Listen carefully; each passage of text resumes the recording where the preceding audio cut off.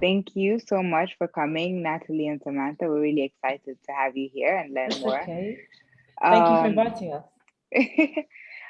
So let's begin. Could you tell us a bit about yourselves individually, as well as yourselves in regards to your business and how it came about? How far back do you want to go? Okay, I'm joking. Sorry, messing around. So my name is Natalie. So I'm one half, obviously, of MamaRocks. My background is in human resources. So I went to university. I studied a Bachelor of Science in what did I do? Business studies, but I specialized in HR. I graduated in a year that I'll never disclose. And then I went into the big wide world of work, and I realized that it wasn't for me. So I did a lot of job hopping from year to year to year.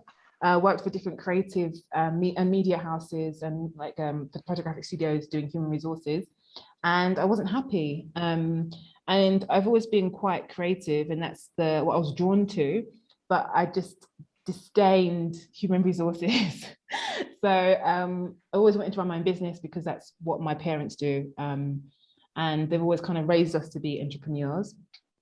So we kind of worked together. She'll share her own story, but we were kind of feeling the same feelings, and we just thought to ourselves, we have one life to live, so why not live it how we want to live it? And so there was a big movement at the time in the UK and in the US for food trucks, and especially the gourmet burger. So everyone was moving away from your Burger Kings, your McDonald's, and they're looking for a unique experience. And we really loved that vibe, that whole sentiment of having independent brands that said something. So my father's Kenyan and my mother's Nigerian, and we love Nigerian food.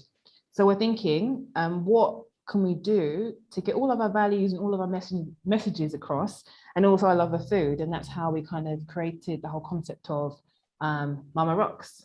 So that's kind of a really quick summary of my background. Kind of a shared experience. She's mentioned most of our history. Our history. We joined at the hip. We are. I went to university and I studied law, and I did a bit of work experience before I went actually out into the world of actually doing law in practice. And it made me decide very quickly that it wasn't the world for me.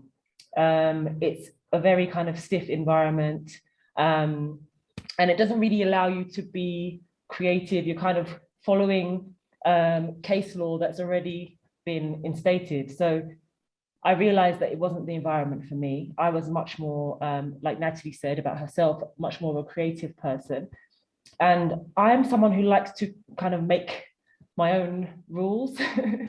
I don't like being limited to what's already been created for me. And I realized that after working for a company for 9 years, I moved up within the organization. I was working in the human resources department, running the training department.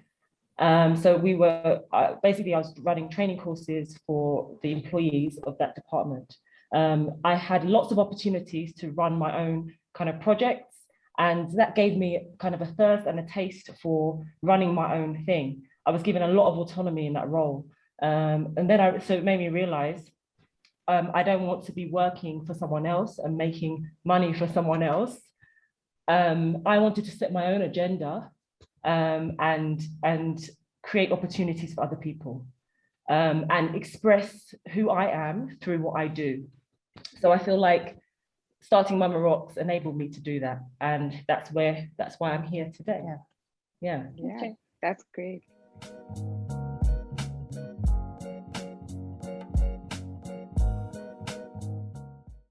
Okay, so it was really kind of a simultaneous thing. That's why it might sound really airy-fairy, but I feel like it was a divine intervention that happened because, as I said, I was job hopping. I was feeling really dissatisfied, and we were just having conversations.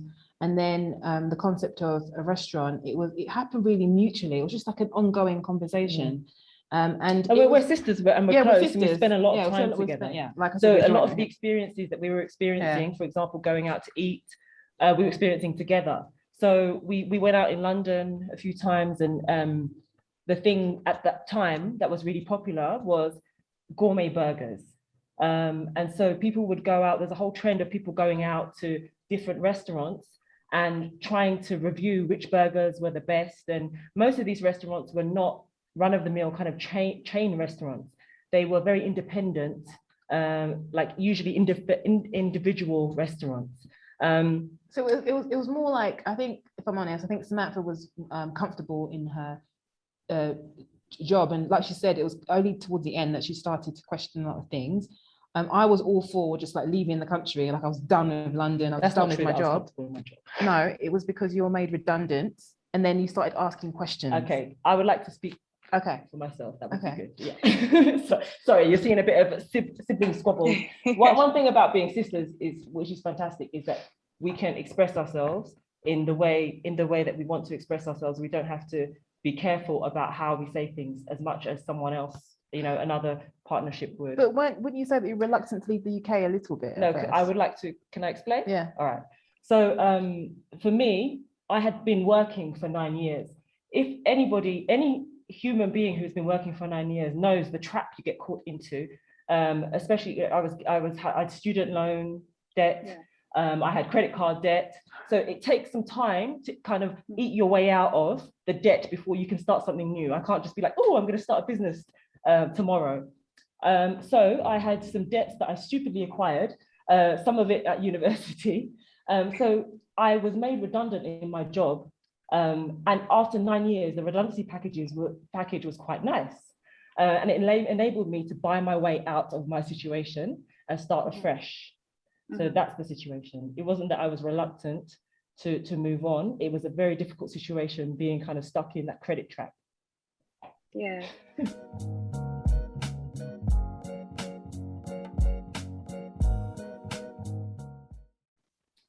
Yeah, because, okay, our father's Kenyan, so we always came to Nairobi every year for Christmas or Easter. So we're all kind of familiar with the city, but we had a very kind of tourist view or perspective of Nairobi. But we also been to Nigeria, and Nigeria, even though it has all of its blessings, it's the infrastructure isn't as great as Nairobi if you want to start something. So it just seemed like a natural progression or a natural move to come to Nairobi, because our parents were here, so we didn't have to worry about rent or how we're going to feed ourselves or support ourselves. So the structure was there. So we started doing the research in the UK. So she was made redundant. I quit my job, and we worked for some kind of really, really up and coming burger chains in UK. So we got like the ground up experience. We emptied bins, we cleaned floors, we engaged with customers, we made cocktails, we were cashiers. So we really understood all the different elements of the business before we decided, okay, are we sure we want to do this? And we also we got to see with this company what made customers tick, what customers were looking for in a burger and a great meal, what they got excited about. And for me, what I saw was that they were really into quality, the quality of the food, and the flavor. And that really inspired me, because most restaurants, chain restaurants nowadays, it's not about that. It's not about quality, and it's not about flavor. It's about mass market products. And you can interchange one brand with another. There's nothing distinctive about their product. But so we learned that the specific brand that we both worked for, it was very stripped back. It was almost like a children's classroom kind of vibe. But what made people come repetitively was, like she said, it was the quality of food, and it was very kind of chilled, laid back service, and it was very authentic. Like the owner was just, his vibes were just all over the restaurant, and that's the vibe that people bought into. So we thought, okay, this is what we want to do. We want to do gourmet burgers. And we're very passionate about where we come from. We're very passionate about our African heritage. And we know, just by living in one household, how diverse Kenyan culture is compared to my mother's Yoruba Nigerian culture. It's very distinctive. Yeah. And people tend to put Africa in one box. They're African, or Africa's one place. It's not. There's so many differences. So diverse. And even in Kenya, we noticed that the Kenyans didn't really have an understanding of, say, Nigerians or Ghanaians or maybe Ugandans, but they know the stereotypes. Yeah, the stereotypes are very much alive, but in terms of like the deeper cultural differences, there wasn't an understanding of that. So we thought we need to make a brand that we can throw every single kind of like the art, fashion, music, food elements into it from all the different countries within Africa, to kind of educate and to and not just educate, but to celebrate it. Yeah. Hope that answers your question.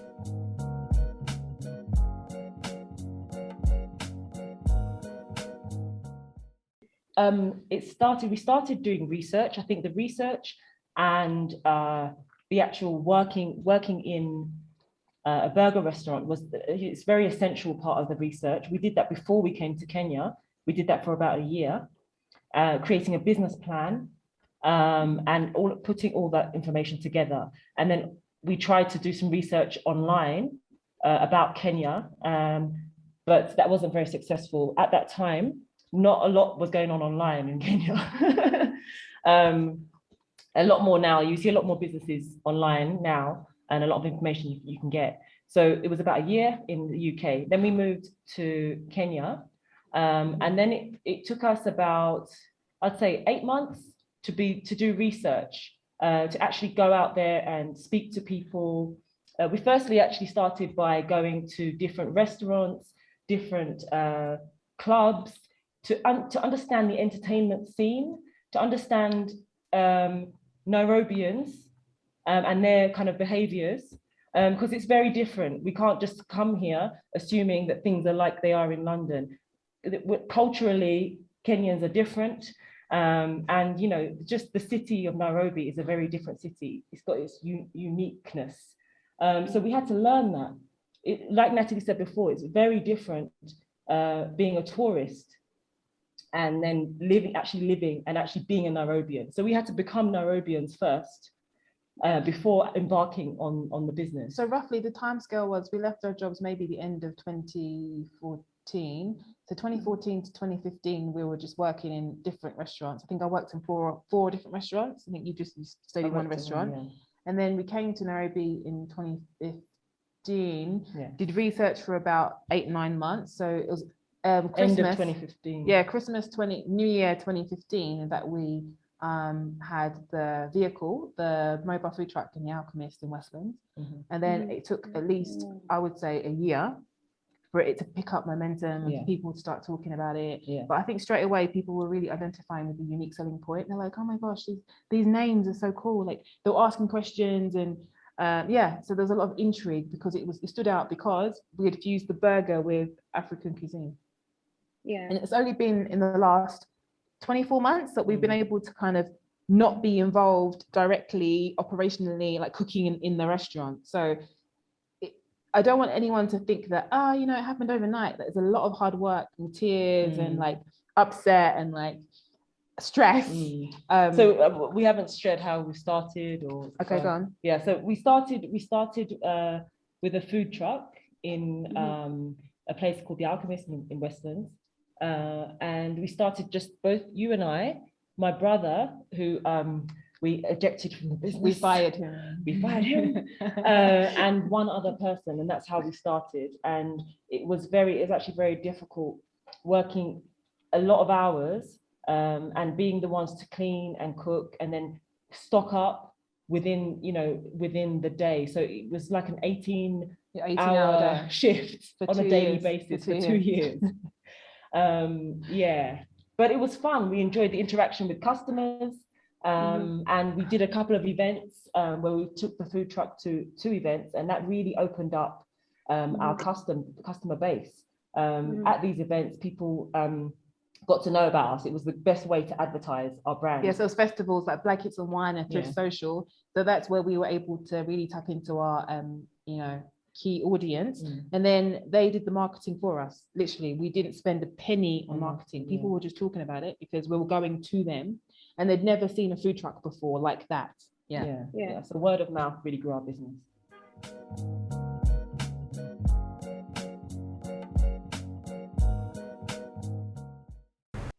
Well, by then we had 3 branches, right? So Kilimani, Westlands, and Rosalind Riviera. We opened up Rosalind Riviera at the moment, at the same time Corona hit. So that was very difficult because we were unsure as to what was happening in the world, let alone, in Kenya and things were very shaky. So that uncertainty was worrying. Very soon after Corona hit, there was the bars and restaurants were not allowed to operate with people dining in the restaurants. Yeah. So we had to rely 100% on our delivery trade. It used to be 20% of our business. Now we had to convert to 100% of our business. That has huge problems associated with it, because these services aren't free. These companies take at least 30%. So Uber, Jumia, Glovo, they take 30%. At least 30%. So imagine the margins on food, profit margins on food are 6%. Yeah. So if someone's coming and taking 30%, it's eating into your operating costs. So you're literally just running a charity. You're just literally surviving. You're just being able to pay your suppliers.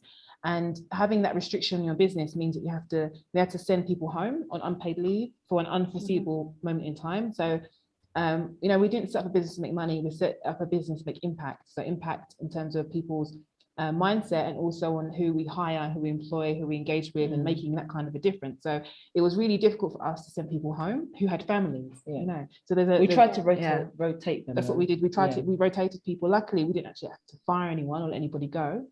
Because we opened a new branch. Yeah. So our reaction to this pandemic at first was a bit of fear, but then we realized in order to make ends meet, for our business to exist and for our employees not to lose their jobs, we had to open another branch to extend our customer reach, our customer base. So we opened up in Karen. We had no idea whether or not it was going to work, but luckily what had happened is we had the food truck that we started with in Westlands. We had, before the pandemic, we had spent a lot of money on creating a permanent building within the Alchemist, which now meant that we had a free truck that we could use wherever we wanted in Nairobi. So that enabled us to open a branch in Karen. In Karen, we set up in a car wash. It was a car repair place. The business wasn't that great there, but then fortunately, somebody contacted us about another location in Karen, which is actually very beautiful, very green, very serene, and it worked out perfectly for us. So that's how we kept our business alive.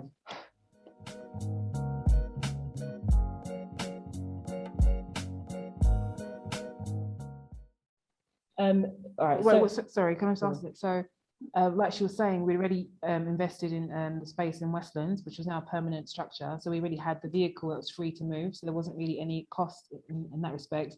And it was also about having a really great relationship with our suppliers. So we used to pay suppliers in full, but obviously weren't able to do that. So they literally gave us stock and then allowed us to pay in smaller and smaller installments to spread the cost. And that had that really helped our cash flow. Otherwise, we wouldn't really be operating today if it wasn't for that. Because everyone was suffering, so everyone kind of was a bit more lenient. Yeah. And then there was also PesaPal. They helped us to set up a website for free that enabled us to directly gain from deliveries without having to pay commission to any external party. All we had to pay for was for a delivery company to deliver, a rider, basically a company that had riders. We paid the riders, but then the sale of the food was directly to MamaRocks rather than, so we didn't have to pay any middleman for that. So that helped us a lot as well. And we also became much more savvy on social media. Yeah. Our marketing had to, our thinking about marketing got a lot deeper because we had to figure out a way to stand out amongst the competition. We noticed an influx of restaurants online, on places like Jumia, on Glovo, Uber Eats.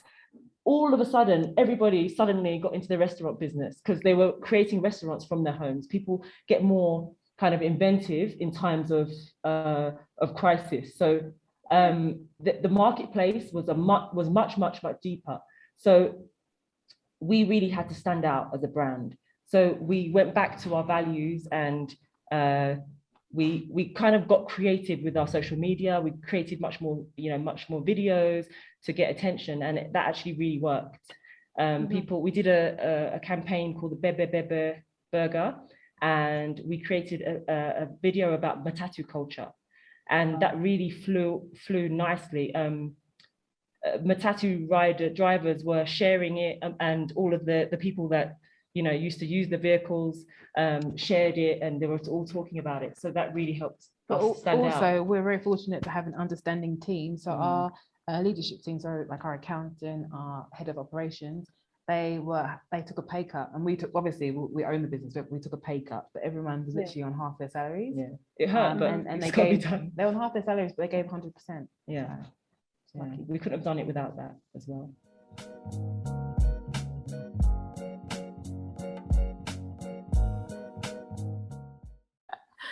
Okay, for me, it was like always trying to have a positive attitude, because as leaders, you can't, you have to be real. We're real, we're honest, and we didn't shield our team from the realities, but at the same time, it's about communicating with them.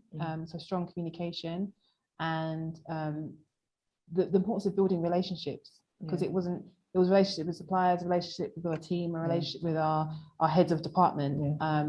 So those are the lessons I've learned, and it forced us to be super creative and innovative. Rather than shutting down, you need to kind of forage for alternatives and not just accept, no, it's not possible. It's about seeing different opportunities, where you think there are none. Yeah. You want to add to that? I'm trying to think of other lessons. It was just being flexible and keeping up hope. It's very easy to be like, oh, everything's going wrong, I'm just going to give up and curl into a ball. No, that happened. We got over it. But you have to come out of that very quickly. Especially, I think that what drove us the most was just our staff team, not letting them down, and knowing that we have to continue to exist. This thing, we put so much hard work into it, there's no way it's going to fail. So we learned to trust ourselves, that we can come up with ideas under pressure as well, because we flourished, our ideas flourished. It's not like we shut down, it was the opposite. So the biggest lesson I've learned is to trust in ourselves. Yeah, makes sense. I guess sometimes like the biggest lessons are those that might seem a little bit obvious, I guess. But also now that we're kind of looking into a post-pandemic future, if you look at your business now compared to how it was pre-pandemic, would you say that like you're kind of getting back to how it used to be, or the adjustments that you had to make, are those kind of more permanent now? I think we've come back with a stronger business, because we had to look at our efficiencies. That's something that, sorry, we've got to mention. And inefficiencies. Yes, sorry, mostly inefficiencies. We to cut out all the things that were draining the business, that were unessential. Or, for example, do we need this many people in the kitchen? Do we started monitoring things like, do we need, are we using too much oil?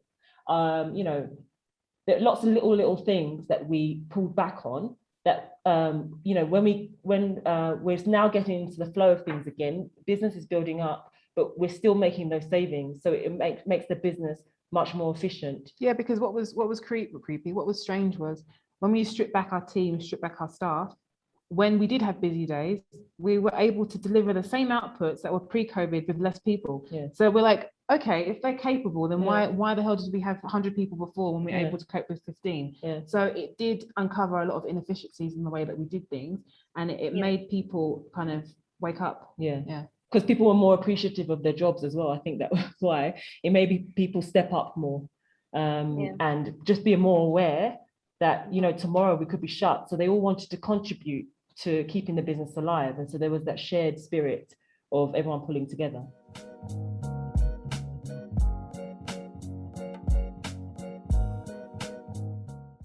I think the future is to keep it really kind of niche and small. You won't see like a massive 100-seater restaurant for MamaRocks. I think that's an old school way of approaching a restaurant. Maybe business. 100, that's not that big.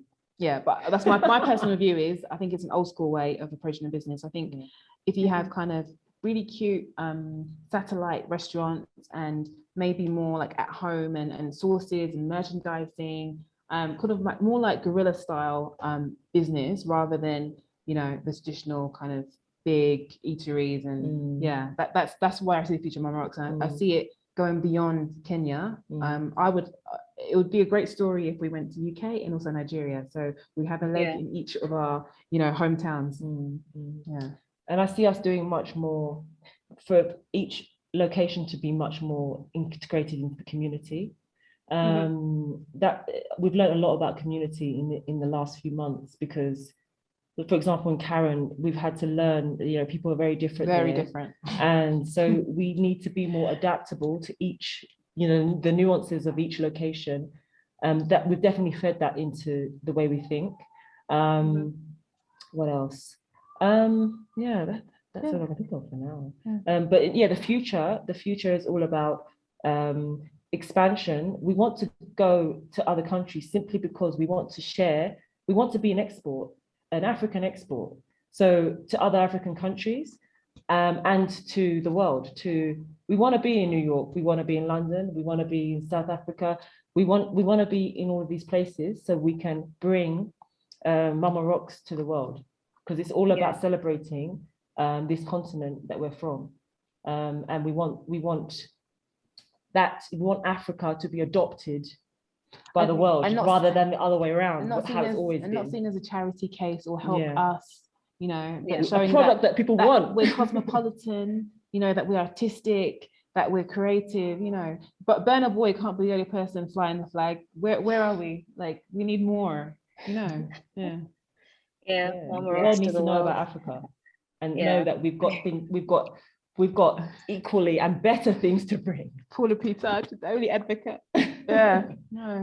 We need better. Completely. On a different note, as you know, as I'm sure you experienced, the pandemic was very mentally challenging on a lot of people. And I'm sure, especially in Kenya, with the COVID restrictions, so opening of restaurants and then closing them again and then opening them back up again, I'm sure that was strenuous on both of you. So how are you able to make sure that how are you able to keep yourselves mentally in check and able to, keep your level-headedness while running your business? You see the color of my hair? It was once black.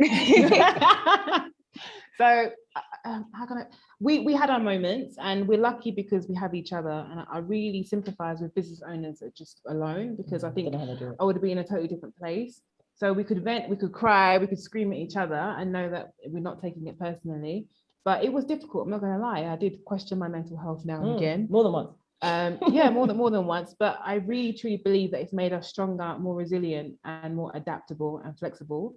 And like, I feel like one thing I would love to say I think as a human being, it's really important that as long as you have a really strong conviction and you have the will to follow through, like, never give up. Like, just no matter how bad something might seem, like, just never give up, really. Because like she said, we can't put all this hard work into something and then just because it gets a bit difficult, you're just going to give up on yourself, because it's more than just yourself. We've built a community, like our team, they're our family, and it's like, I can't just let myself down. I'll be letting everybody down. So that's my in the past year and a half, 2 years, I've learned a lot of coping mechanisms, non-drug related coping mechanisms to get through, because there were times where even just the pandemic itself used to cause me anxiety at the beginning.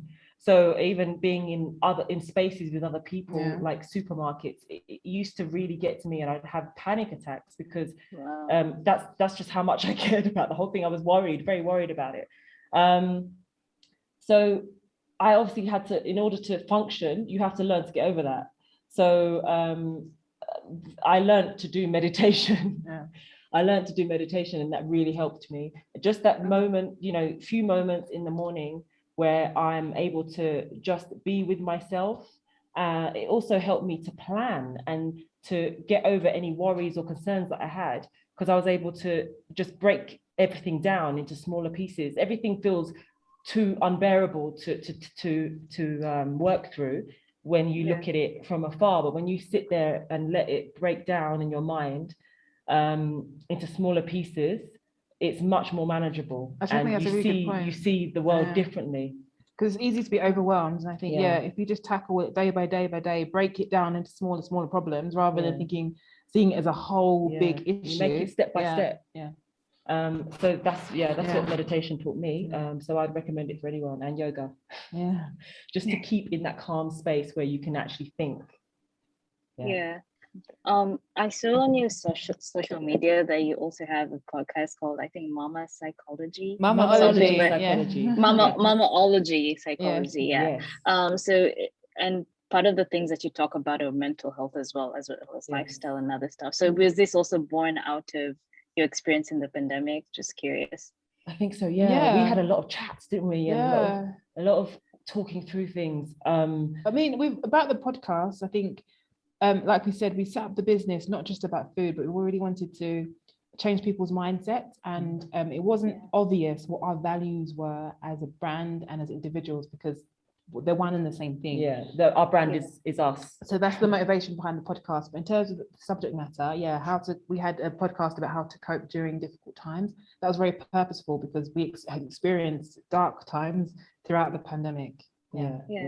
So, and the podcast really in general was set up just so we can share our lessons and our learnings of life, really, so that, there might be difficulties that people can, don't have to go through themselves if they kind of learn through us, or we can share some tips. And we also sharing our opinions about the way we see life. So that's why it's called Mamaology Psychology, because it's about the way we process things, the way we think, and what we want to share about our experiences. And we just hope other people can learn from that and from our mistakes.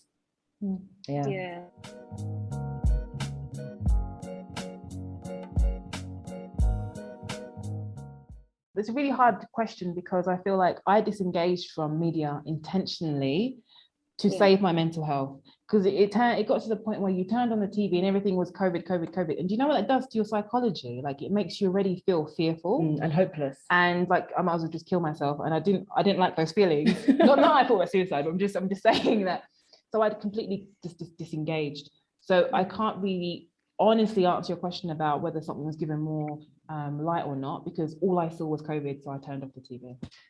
What I wish there was, I share sentiments with Natalie. I kind of disengaged from the media for my own mental health and sanity, because things like at the same time as the COVID was blowing up, Black Lives Matter was blowing up, and all the issues related to that, and people, getting beaten, and I just couldn't take it anymore. It was really affecting me. So if I could see more of anything, it would be related to COVID. It would be more information about how we can naturally protect ourselves against COVID, rather than the focus being on the vaccine. I would prefer how we can, improve our immunity so that we're not weak to be taken over by the COVID virus.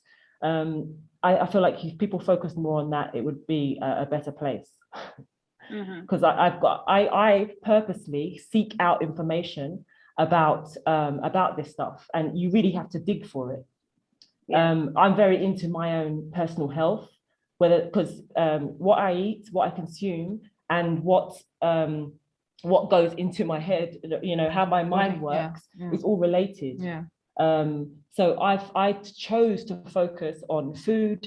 I chose to focus on exercise. I chose to focus on, things like meditation. All those things help with your mental health and help you be a better person. So I wish there was more information like that out there. So that's why I think we've chosen to even create a platform to be able to share such things. And who consumes, I'm not sure nowadays, who consumes TV? Because I feel like, for me personally and my peers, I consume like YouTube and online content, and you get to choose what you watch. So that's why I can't answer that question, honestly. I can't say that I'm led by what's out there in the media, because I choose my content. Fair enough. Yeah. I think really interesting perspectives to hear. Well, that's it as for our questions. Do you have any questions for us? Yeah. So I mean, we're always like very happy to kind of help, especially young Black women or young people in general. But what is you're doing a course, right? You're both in Canada at the moment, yeah? Yeah. Stephanie as well. Okay. So what are you studying? I'm studying economics and public policy, and Stephanie. I'm studying economics and finance. Oh, okay, okay. So are you both of Kenyan descent, or you both? Yeah, we Yes. are. Okay. Yeah. I can see from the names. I'm just checking. I don't know. So were you born and raised in Kenya? Yes, Yeah, I was. Yeah, yeah. Okay, Stephanie? we both were. Yes, just came Okay. for university. I think we both came 2019 for university. Yeah, yeah. We both just Ah. came to Canada for school mostly. Yeah. So Yeah. when do you finish your studies? 2023. Yeah. 2020. Good And luck. what do you hope to do at the end of your degree? That's a Definitely. loaded Yeah, go ahead. question. I feel, for me personally, I feel coming to university has made me more confused in the sense that I always thought I wanted to go into, finance or corporate world, and then I came to do my degree. And while I must complete it, because I must complete it, I just started feeling more as though it's such a, like you said, such a stiff world and such a rigid world. And I'm not quite sure what I want to go into after, but hopefully I'll be able to express my creative side as well somehow. Okay. Yeah. So that's where I'm at the moment. Nice. No, I'm glad at least you're questioning everything. So Yeah. I mean, university for me was an amazing experience. Yeah, So me too. enjoy it. Don't quit. Keep on going through, and then there's always time to make up your mind afterwards. Vanessa? I think kind of the same path, although I came like into uni undecided, and then I like chose economics just because I thought it was like broad enough so I can venture into something different after. So right now I'm still at that place where I'm like, I might go into the like government NGO path, or I could go into corporate where the money is. Or but at the same time I've also always had like an interest in journalism and kind of like what we're doing. Yeah, So We need some good journalists over here. I was gonna say, like, because what you're doing now, is this not journalism? What is it? Yeah, good point. Yeah, so it's something that I've always been interested in, so I'll try to see if I can explore that a little bit after graduation. Yeah. Okay, lovely. Yeah. Well, I'm glad our paths have crossed. Yeah. And we wish you the best of luck with everything. Thank you. Okay. Thank you. All We right. really appreciate you having you guys. Really, Okay. really amazing story. Very interesting to hear. And Yeah. all the best with MamaRocks. And we Thank shall come to, okay, Kilimani is closest to me, so I'll be there when I'm back home. All right. Let us know when you're around. Yeah. I- Okay. Awesome. All right. Okay, All right, take care. bye. Bye. Bye. Bye.